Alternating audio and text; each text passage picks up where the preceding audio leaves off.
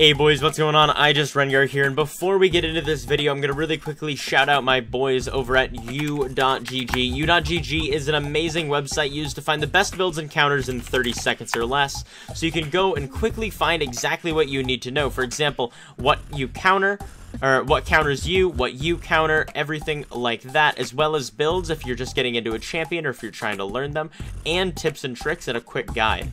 It's a really great website, and it can help you out quite a bit. In addition to showing counters, matchups, and builds and runes, it'll also show you the pro builds recently played for Rengar, and it'll show you exactly what they're running for runes, masteries, pretty much everything. Well, not masteries anymore, feels bad, man. But it'll pretty much show you everything that you need to know to get better at the champion and to improve your win rates. So anyways, guys, I will see you all in just a bit, and I hope that you all have a wonderful day. Welcome to the video.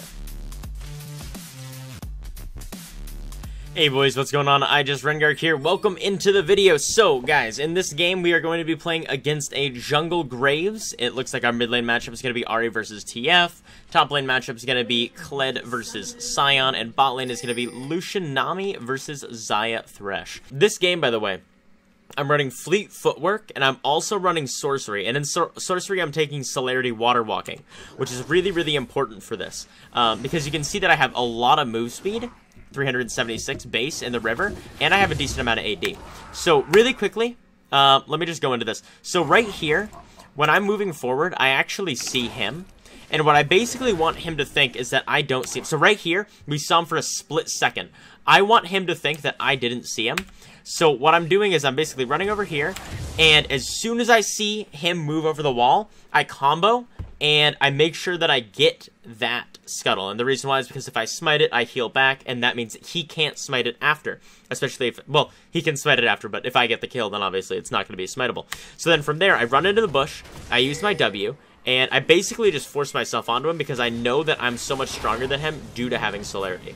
So now that I have First Blood, it really enables me to do quite a bit, because right now I'm level 3, I have First Blood, and realistically I could, and another route that I would have taken if bot lane was pushed up, go for his golems, but in this instance I just want to farm because that'll net me a lot more gold, a lot safer, and a lot faster. What I'm doing now, I should go for red buff, but I'm actually looking to see if this scuttle is taken.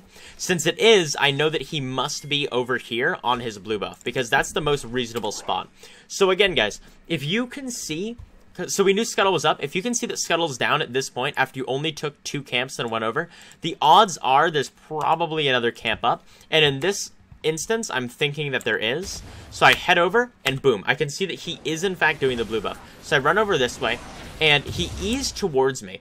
I think that he does that way he gets the bonus armor, because your E gives more armor, which is True Grit. More True Grit if you E towards somebody, and that way he can smite the blue buff. So he does that. Little does he know, I spam pinged to come over here early, so Ahri was able to come over, and boom, I both pick up the blue buff, and I'm able to get a quick kill. So at this point, I kind of just head over, because I'm like, wait, this guy's actually fighting her, and she's actually pretty low. So I run over this way, and I'm going on him. Let's see what happens, guys. Who will win?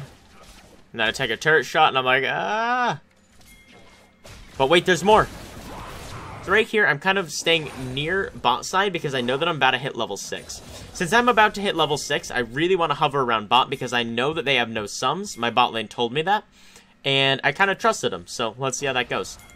So if an enemy lane has no sums and you guys are ahead, if they're even if they were like right here, it's always going to be a good idea to gank because of just how strong you are once you are ahead as Rengar. So you can see that they're pushed up a little bit too far, so I ulti, I run over. Now I don't go for the Nami here, I instead go for the Lucian, and the reason why is because I know that Nami's for sure dead. I might not be able to kill the Lucian, but even if I don't kill the Lucian, I get him super low so he's forced out of lane, and Nami's dead anyways. So I just go on Lucian instead. And I actually snare him, and I'm able to kill him. The reason I snare him is that way if somebody wants to roam over, if they, like, for example, Thresh knows that Nami's dead, so he just runs straight over to Lucian. He'll be rooted there, and we'll be able to kill him. Also, because I know that he has no sums, so the root is fine, because that kind of prevents him from getting further under turret, and it gets me right up next to him. I head over here, and I counter juggle. And the reason why is because whenever I see that there's going to be a camp up since I'm so much further ahead of the Graves. Even if he shows up, he's level 5, so I can kill him pretty easily. Or at the very least, I can get away. So you can see that right here, I basically did just that. I went and I took 2 of his camps. Now that means that I'm taking away gold from him, and I'm adding it to the gold that I have. And the way that that works is because when you counter jungle somebody, think about it like this. Let's say the enemy has like 500 gold. After they do a full clear. So let's say that they're going to do a full clear. So they have 500 gold in their pocket, basically.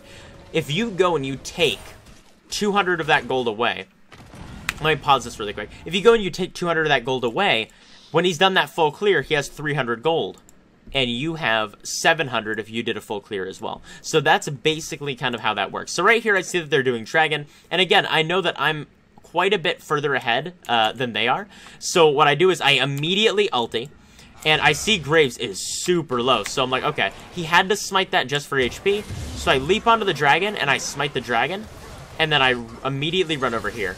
By the way, I've actually started using my Empowered Ws quite a bit more, and it's helped out quite a bit. So, Empowered Ws, dude, those are where it's at. Because I've been using Empowered Q a lot by default recently, but really, like, if you're playing Rengar, it's really good to kind of realize what's best in the situation. But anyways, right here, again, we're counter-jungling his camps. Now, the Golem's camp is the most important camp to counter jungle. It gives the most XP and the most gold, so it's always going to be a good idea to take that if you can. Now, from here, what I'm doing is I'm running down and I'm heading into this bush. Now, the reason why, we killed Lucian first, and then we killed Nami right after. But Nami's a little bit of a lower level target, so she's going to respawn a little bit faster, plus she has Moby, so I know that she's probably going to be coming first. I also know she's really squishy, so if I put myself in this position, I know that if I walk down like this, just like that, I can't be seen. And because of that, I can kind of chill in this bush, and then boom, I leap out, miss my bola, like always, and I'm able to kill her super, super easily. So guys, always make sure that you're doing that if you can, making sure that you really abuse the strength that you have, and making sure that you abuse vision. As far as they know, I could have been anywhere. Now right here, you can see that I'm pushing for this turret. That's just because, okay, we just killed Nami, it's 1 versus 3, Lucian really isn't very fed, we can take this turret.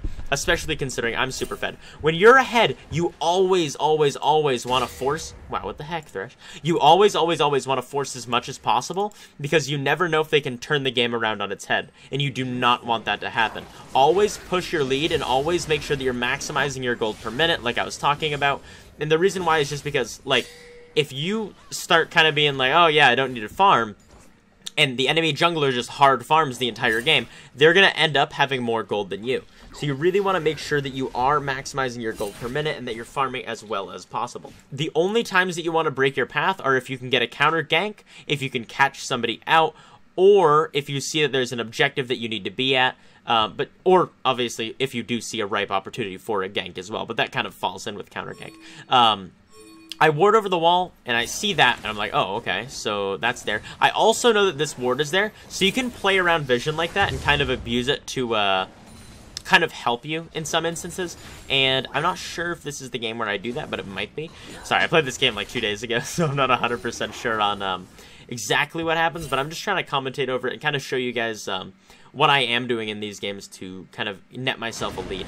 So I head over here, and this is a little bit dangerous. And the reason why is just obviously because, you know, I'm kind of invading their jungle solo. But since we see 2 of them bot lane, I know that it should be okay. So right here, I kind of go in right here, and then I leap to this minion. And the reason why is because he got the jump on me.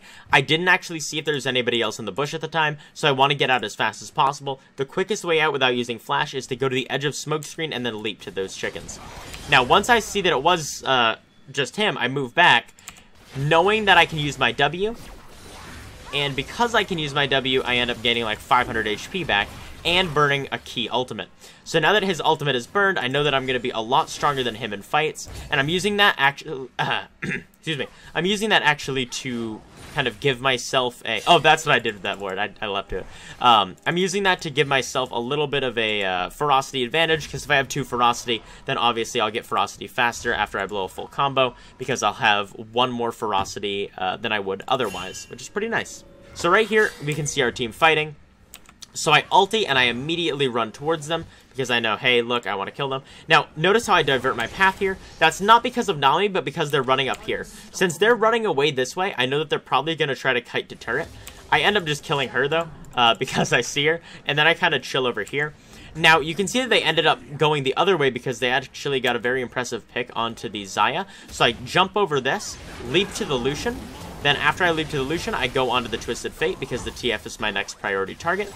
We end up killing the Twisted Fate. I auto-attack this minion to finish off the TF because I wasn't 100% sure that I'd be able to get to, like, walk over to him otherwise in case he gets a card up or anything like that. So I auto-attack the minion knowing that Tiamat will end up securing the kill for me. And then from here I end up heading down and trying to kill the Scion, and then I'm like, never mind, I'm not going to be able to do that. So luckily I end up taking that blue buff. Sadly, I should have actually just taken that for myself because I had a Dirk, but I ended up giving it to him because I'm a nice person. But never be a nice guy when you have the Poacher's Dirk. It's always worth saving. So I was actually going to take this, but then I saw, okay, look, Infernal's up. I need to go for that right now. I do not want the enemy team getting their hands on an Infernal because that might give them an opportunity to get back in the game, whereas if we get it, it's a huge opportunity for us to keep putting them down. So we end up getting the Infernal, and at this point I'm 8-1-2. My team is all doing well, and there's a 10,000 gold lead. As a quick recap, what did we do this game to succeed? Well, looking through it, at the very beginning, what we ended up doing is we ended up getting a really nice pick. After we got the really nice pick, we ended up going for another invade when we thought we knew where the Graves was, and we could back it up with kind of, in a sense, quote-unquote proof. We saw that the scuttle was down, we assumed Graves was here, we invaded, and we got it. What did we do with the invade that made it so special, though?